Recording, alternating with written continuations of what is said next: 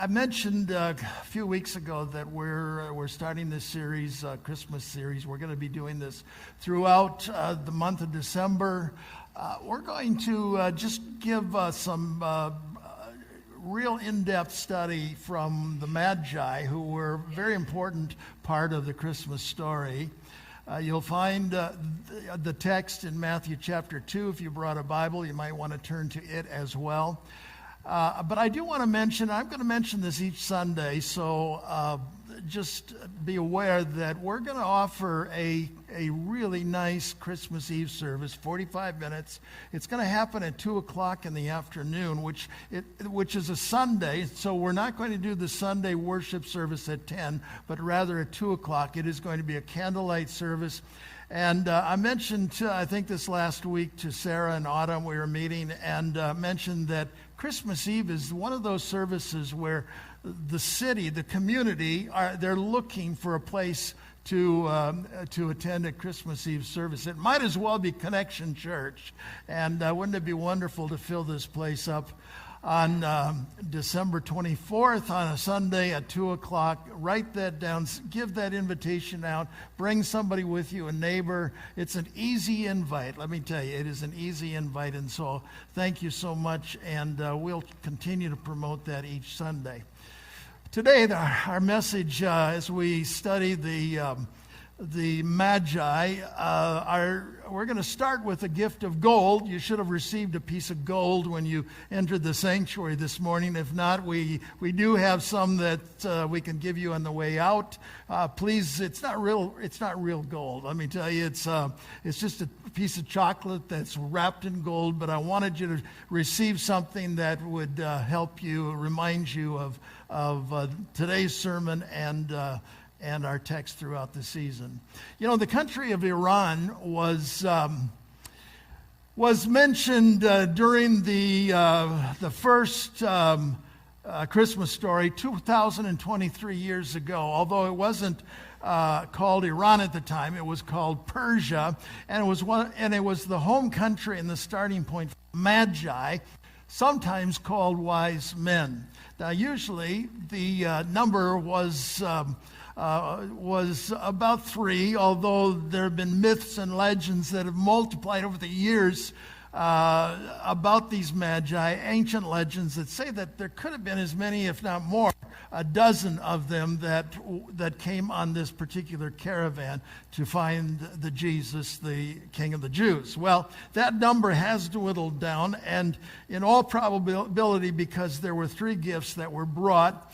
And we really don't know the exact number, but we're going to just go with 3 this morning. In the later centuries, actually their names were even on speculation given to them. They are called Casper and Melchior and Balthazar, and even described in terms of the color of their skin and facial features and so on and so forth. Now the fact is that these Magi were part of a priestly class in Persia around the 1st century. They were astronomers. They were astrologers. Today we would say that they were kind of New Agers, and the word magic is connected to the word magi, and I guess you could say that they were sort of magicians. They certainly were not Jewish. They weren't.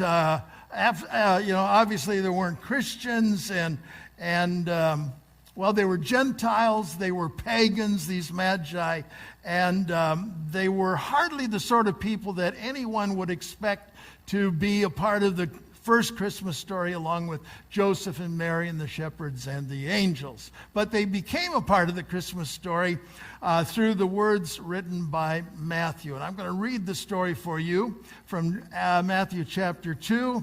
And here's how Matthew, which is the first book in the New Testament, how he introduced the Magi. It says that after Jesus was born in Bethlehem in Judea during the time of King Herod, Magi from the east came to Jerusalem and asked, "Where is the one who has been born King of the Jews? We saw his star in the east and we've come to worship him." When King Herod heard this, he was disturbed, and all all Jerusalem with him.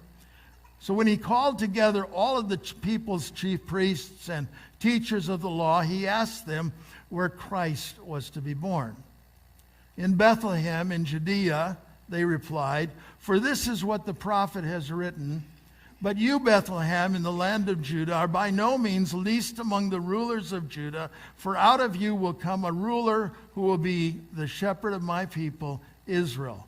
Then it says, Herod called the Magi secretly and found out from them the exact time the star had appeared. He sent them to Bethlehem. He said, go and make a careful search for the child, and as soon as you find him, report to me so that I too may go and worship him. After they heard the king, they went on their way, and the star they had seen in the east went ahead of them until it stopped over the place where the child was. When they saw the star, they were overjoyed, and on coming to the house, they saw the child with Mary, his mother. They bowed down and worshipped him. Then they opened their treasures and presented him with gifts of gold and incense and myrrh. And having been warned in a dream not to go back to Herod, they returned to their country by another route.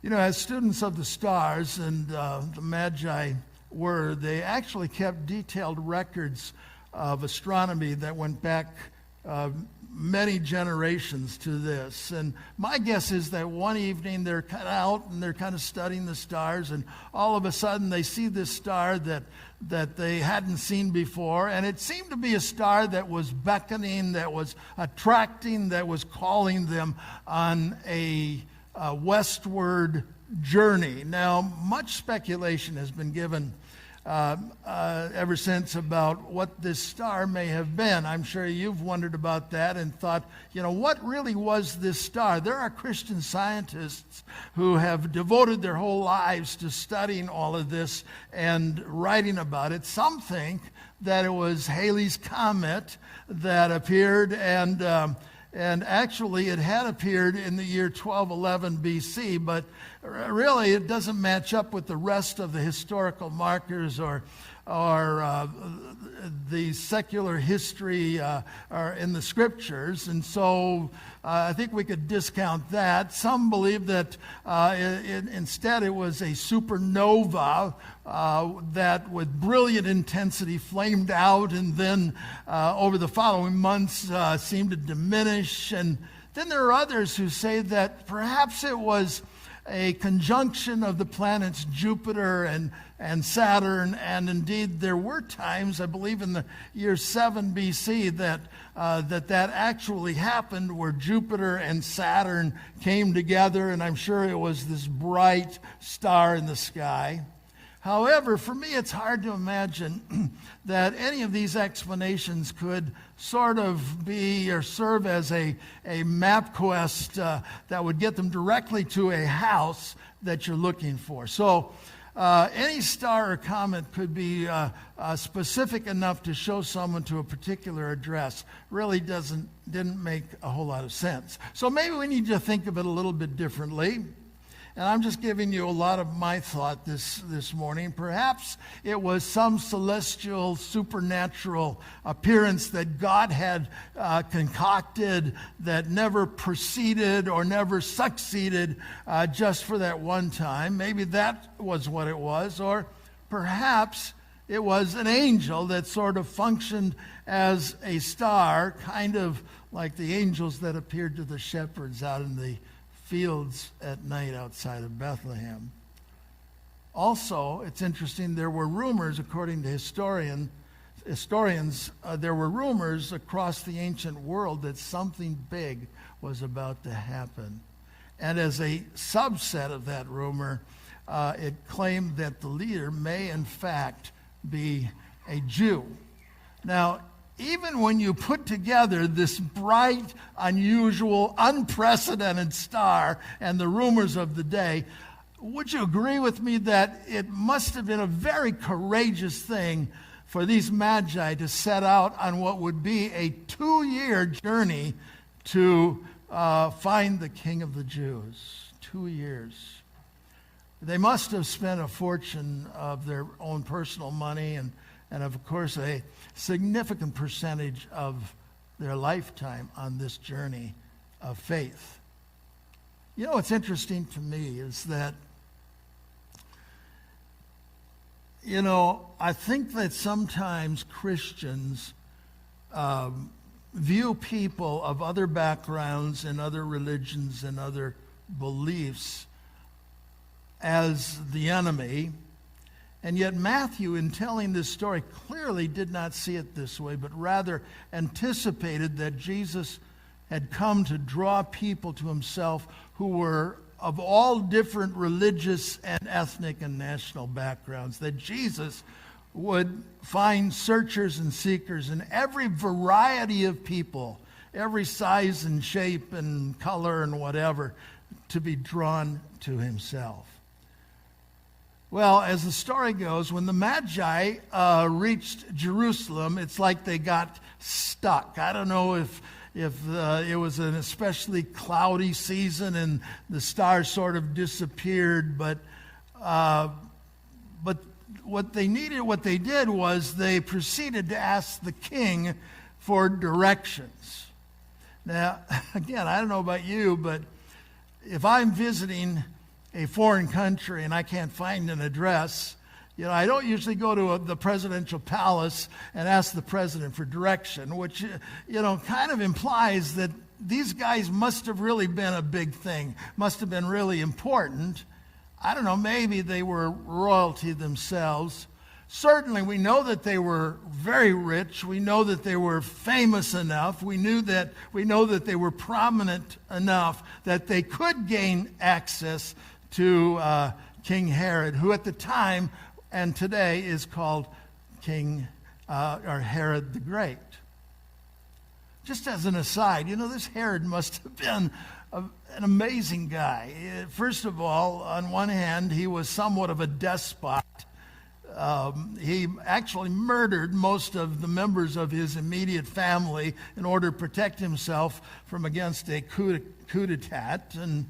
And yet, on the other hand, it was this guy, Herod the Great, who had constructed whole cities out of nothing and built, seaports. And it was this Herod who had planned for the temple in Jerusalem, had funded it, much of the construction. And it was this Herod who had ruled Jerusalem, Israel, for now 4 decades, 40 years.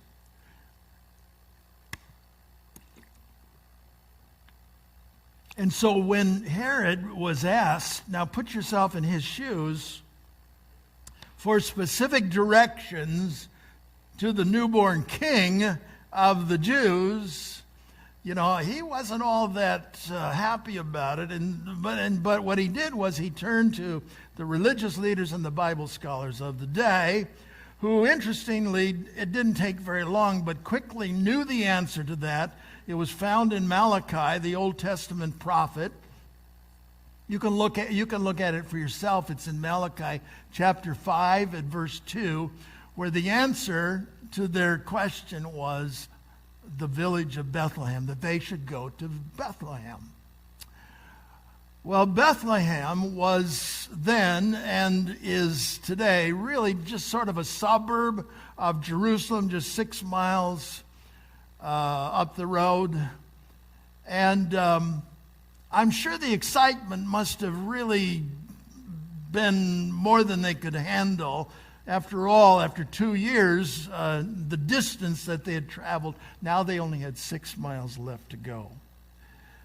Isn't it fascinating that Herod,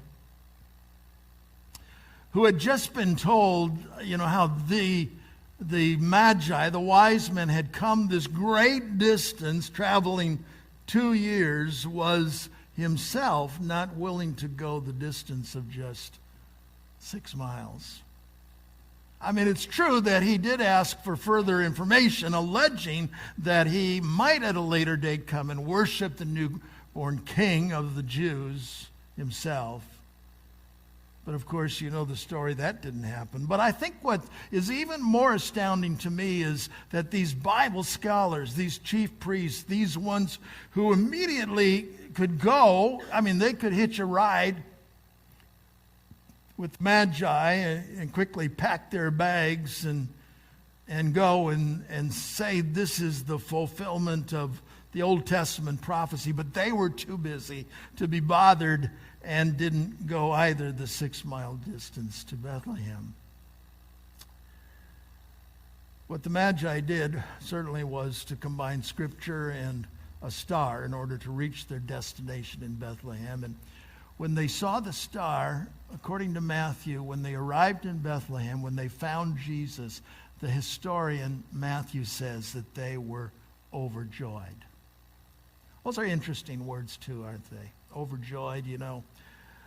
I don't know. I'm trying to think of what is one of the best days of my life, or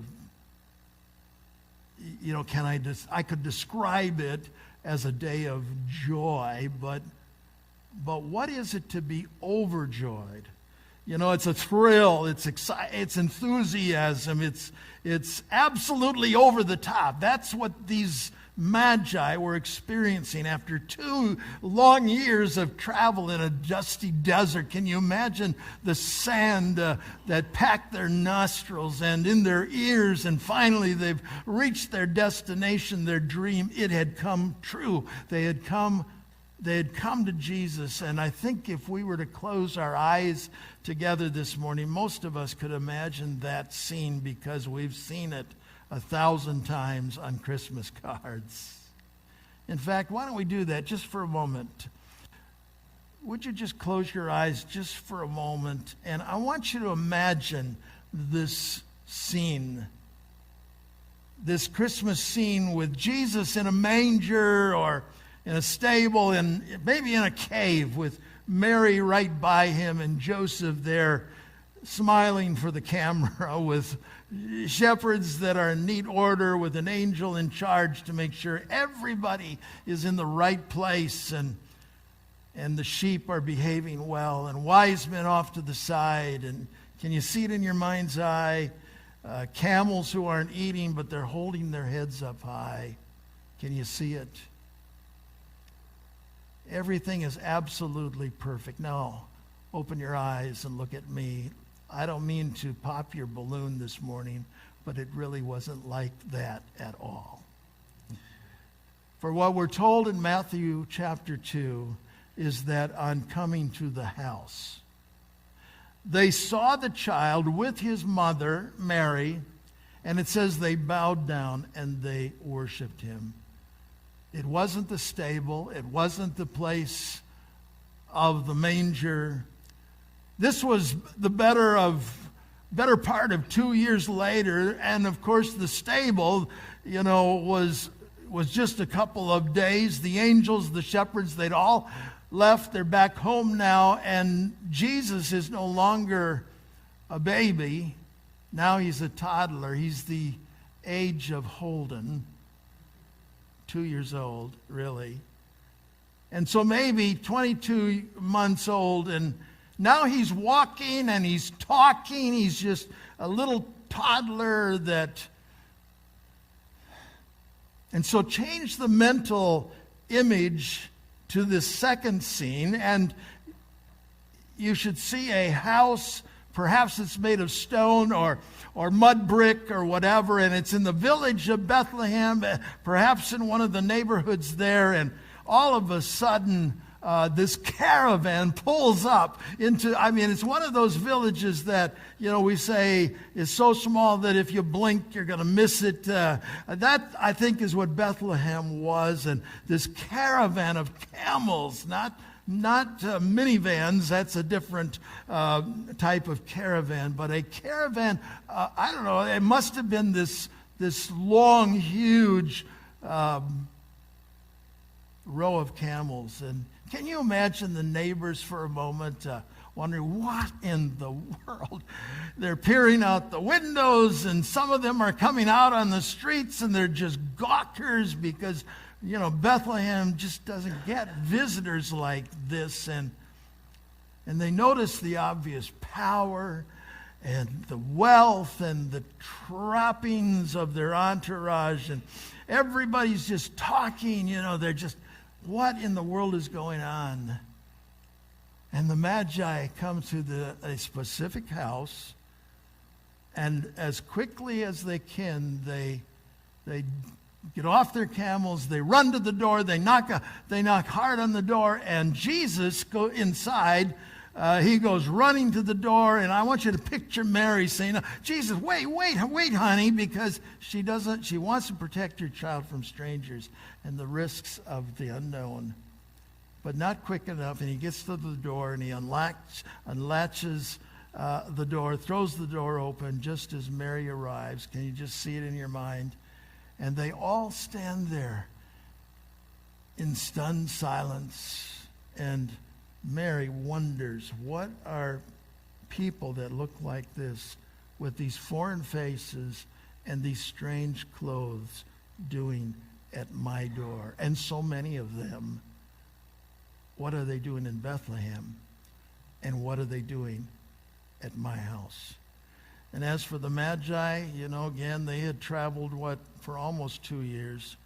And at last they had come to see a king who wasn't even 3 feet tall, really the age of Holden.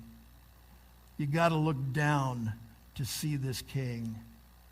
And it's like nobody says anything for a moment, and then these Magi, they bow down, they fall to the ground on their faces to worship a not quite 2-year-old. That's the scene you should see in your mind. And here's Mary, this amazing woman who stands there and takes it all in, this wonderful, this magnificent Mary, who today should be honored, esteemed, and she's this godly woman who is now married and has been blessed by God, unlike the blessing that he'd ever given to any other woman prior to this or since she was. Put all of the superlatives together that you want to describe her. That was Mary. We honor Mary. But it was Jesus that they worshiped, just Jesus. And then I imagine that Joseph and Mary invited these strangers inside in their house that I'm sure was like a lot of other houses in the neighborhood and still like houses in the Middle East. Perhaps there was this large room that was there for entertaining those from the neighborhood or visiting guests, or it could have been a courtyard that was surrounded by rooms around it. And I think that's pretty much probably what then happened, except it was Joseph and Mary and Jesus toddling about, and the Magi and those who traveled with them. And then I think what happened next is I see in their mind they ran out, or they sent somebody out to the caravan to bring in their treasure boxes. They brought these treasure boxes because they had gifts, and then they opened the treasures and they presented these gifts to the Christ child, gifts of gold and incense, frankincense, and myrrh. We're not really sure, folks, why it's these particular gifts. Perhaps there's no significance at all, really. Maybe it was just, these were the current gifts that were highlighted in the Macy's catalog or J.C. Penney's or whatever. But even if they didn't find significance, let me tell you, I do. And although it would not seem very likely that those of wealth and power enough to gain access to the palace of the king who had come this 2-year journey would present trinkets and tokens. You'd almost expect them to give that which was substantial. Now again, you should have received a little gold this morning when you entered the sanctuary. I think if you didn't get that, you can get a piece. It's actually a piece of chocolate. And why don't you save that and then remember what the Magi did when you see it. What I imagine is this massive fortune that started with gold, because gold really was a symbol of royalty. You know, kings have gold crowns that they wear, and taxes are paid in gold, and armies are remunerated in gold. And, you know, when Julius Caesar came back from Gaul, he paid his army in gold, and he actually had enough gold left over to pay off the entire national debt of the Roman Empire. But the gift of gold, it declared the rule and reign of Jesus. You know, he may have lived in a modest house in Jerusalem or in Bethlehem, in the village, but Jesus was the true king. Even if Herod was in this large palace in Jerusalem, the gift of gold declared that Jesus' kingship was over the Jews. And more than kingship over the Jews, this Jesus that we're talking about this morning has kingship over Gentiles, over Persians, over Iranians, the people of every nation and language and tribe, that he is indeed the King of Kings. What do you think? Did they get it, the Magi? Did they understand what was going on? I don't think they understood the full truth that Jesus was the Son of God. Did they give the gold with the expectation that someday he would be ruler of more than just a strip of real estate along the Mediterranean coast? That someday he would be the king of the world, even the universe? Did they have any idea that he was the Son of God, the promised Messiah, the Son of David, the Savior of the world, who would die on the cross and rise from the dead and ascend to heaven, and someday soon, I believe, come back triumphantly to rule over the world?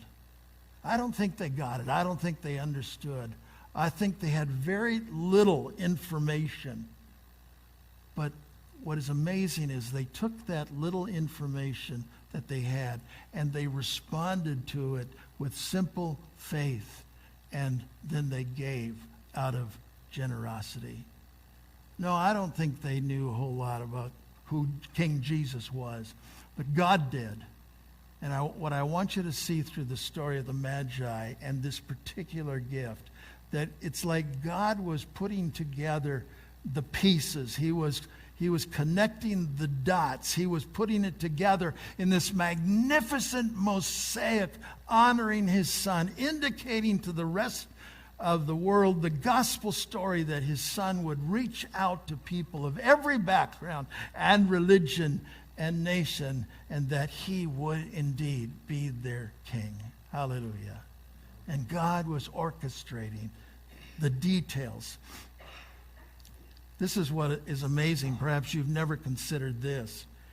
God was organizing the details to the point that when an assassination attempt was made by King Herod against Jesus, that there would be adequate funds now from the gifts that were given to pay for them to become refugees in Egypt until it was safe to return. All out of the gifts of the Magi. And so this morning, as we bring this to an end, I just want to say it's your turn. It's my turn. Let me ask you, is Jesus on your Christmas list? And would you go the distance to see Jesus and to love him and to worship him and to sacrificially give to him out of your treasure box? Inspired by the story of Matthew chapter 2. In 1936, O. Henry wrote a short story that has become a Christmas classic. It's called The Gift of the Magi. It's a story about a newly married couple, young couple, very much in love, living in a flat or an apartment. And they were very, very poor. Their names were Jim and Della, and Christmas was coming, and they so wanted to buy gifts to express their love to each other, but they were absolute paupers. They had no money whatsoever. And so Della, she went to a wig maker and offered to sell her hair, her long brown hair that down past her knees. And with the sale of her hair, she would be able to get enough money to buy a gold chain for her husband's most precious possession, a gold watch that had belonged to his father and to his grandfather. So she did it. She went to the wig maker. She had her hair shorn off at the scalp and got the money, and she bought the chain. And as she walked back to her apartment, she prayed a prayer. She prayed the same prayer over and over. She prayed, please God, make him think that I am still pretty. And on Christmas Eve, Jim comes home. And he presents, and she presents him with the gold chain. But Jim had sold the watch in order to buy the one thing his wife wanted more than anything else, and that was tortoise combs with jeweled edges to wear in her hair. At the end of the short story, O. Henry writes, "Here I have lamely related to you the uneventful chronicle of two foolish children in a flat who most unwisely sacrificed for each other the greatest treasures of their house. But in a last word to the wise of these days, let it be said that of all who give gifts, these are the wisest. Of all who give and receive gifts such as they are wisest everywhere. They are the wisest. They are the magi. Those ancient magi loved Jesus, and out of love they worshiped him and they sacrificially gave to him." And so this start of the season, this first Sunday of December, may each of us be counted among the magi who will go any distance to Jesus, those who will worship him, those who will love him, and out of our treasure, may we give our gifts to him.